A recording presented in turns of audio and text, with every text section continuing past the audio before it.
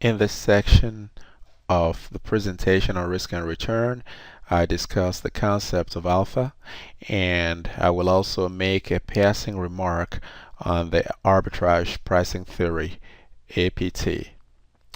First, according to the capital asset pricing model, the expected return on an asset such as a portfolio is equal to the risk-free interest rate plus the risk premium on that asset.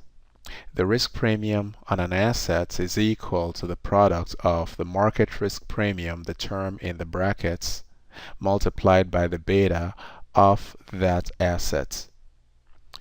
This equation is called the security market line. To correctly calculate the security market line, we need, among other things, the expected return on the markets, which is the ex-ante return on a well-diversified market portfolio whose beta is equal to 1. Because this return is ex-ante, or before the facts if you like, it must be estimated. And this is where empirical studies on the CAPM run into estimation problems, because you can't observe the market portfolio, at least in the theoretical way it is described in the CAPM, and therefore it will be difficult, if not impossible, for you to estimate the return going forward. However, if we were to substitute the actual market return observed from a previous period into this equation, we would obtain a result which shows how much the portfolio should have earned for that particular period, at least in the sense of the CAPM. Keep in mind that in practice we use a market proxy such as the return on the S&P 500 market index. And so, again, this is the security market line equation shown here.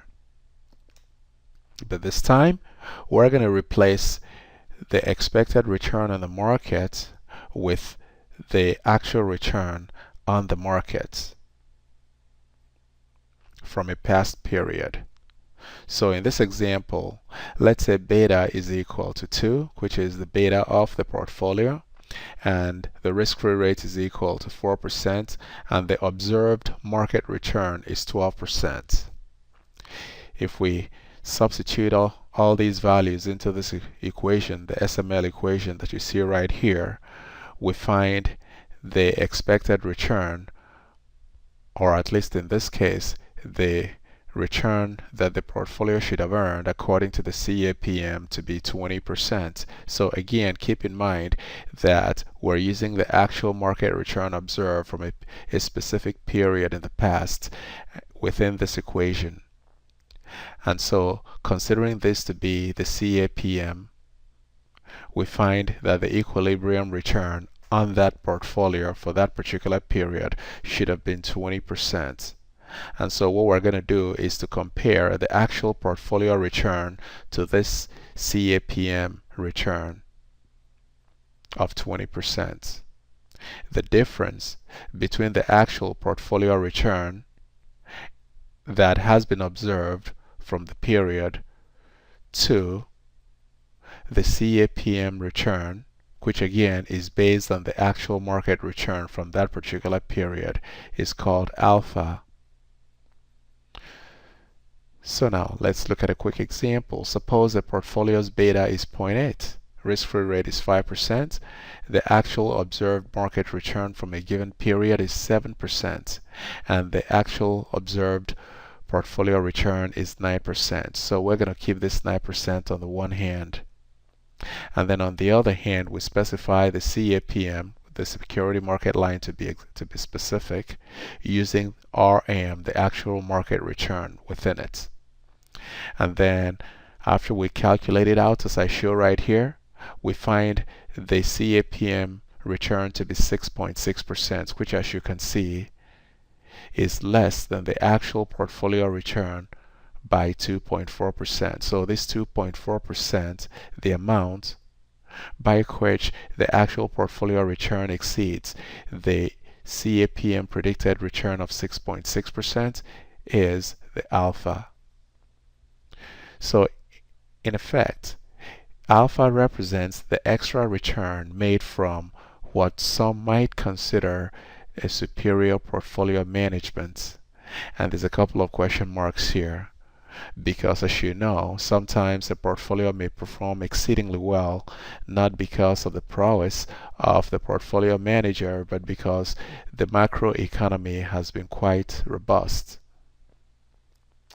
And so, in essence, there are factors that can cause a portfolio to perform very well or to also underperform that are well beyond the control of the portfolio manager. So one has to be quite careful how we chase after alpha, or for that matter, how we interpret it in by associating it all the time to the management superiority of or to the portfolio management expertise of the portfolio manager. Nevertheless, the basic concept here is that we are trying to compare the actual return earned by a portfolio to the return predicted by the CAPM. However, realizing that the return predicted by the CAPM relies in part on the expected return on the markets, which cannot be obtained, practically speaking, we are using the actual observed return on the market in place of it, and then obtain a result that is some estimate of what the security market line return should be. And then we compare that to the actual return on the portfolio. So sometimes portfolio managers tend to publish their alpha, especially if they can show that for a given period or for a series of periods that their alphas have been positive, because whenever alpha is positive, it means the portfolio has beaten the predicted return. So if a portfolio manager can show over a certain period of time, a given number of years, that majority of the time he or she has a bunch of positive alphas, it may give them a bragging right. And because people tend to gravitate toward portfolios showing consistent positive alphas, it tends to cause some portfolio managers to take unnecessary risks so as to achieve positive alpha, such as market timing and picking stocks they believe will outperform the market in the future, all of which are examples of speculative investment strategies that are very risky. Now finally, the arbitrage pricing theory is a model that argues that the equilibrium return on an investment is a function not just of one particular variable such as the market portfolio return, but also a variety of other risk factors such as interest rates, gross domestic product, inflation, industrial production, to name a few factors. So it argues that each of these factors is a separate source of systematic risk. In essence, there is more than just one systematic risk, which according to the CAPM derives from the market. So the arbitrage pricing theory would present the returns generating process for any asset in this form, showing that there are several factors, F1, F2, F3, and so on, that collectively impact the performance of some investment out there. Each of these factors is a risk factor. And so, finally speaking, the equilibrium return on any investment would therefore be equal to the risk-free rate plus a bunch of risk premiums. If I go back here, remember that according to the CAPM, there is just this risk premium here for the assets, which is the market risk premium multiplied by the beta of that asset.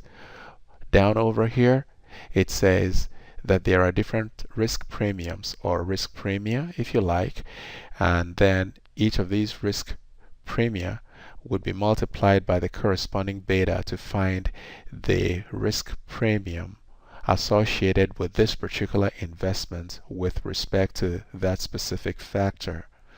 And so the equilibrium return is a little bit more involved than the CAPM presents. Now, there are two practical challenges in implementing the APT. One is that the specific risk factors are not really known for sure. These are just some examples. And secondly, we don't really know how many exactly such factors can be used fruitfully to estimate the arbitrage pricing model. And so those two limitations have caused this model to be somewhat intractable as far as its practical use is concerned. And this is a quick on the APT. And that concludes this presentation. I am Pat Obi, Professor of Finance, Purdue University, Calumet.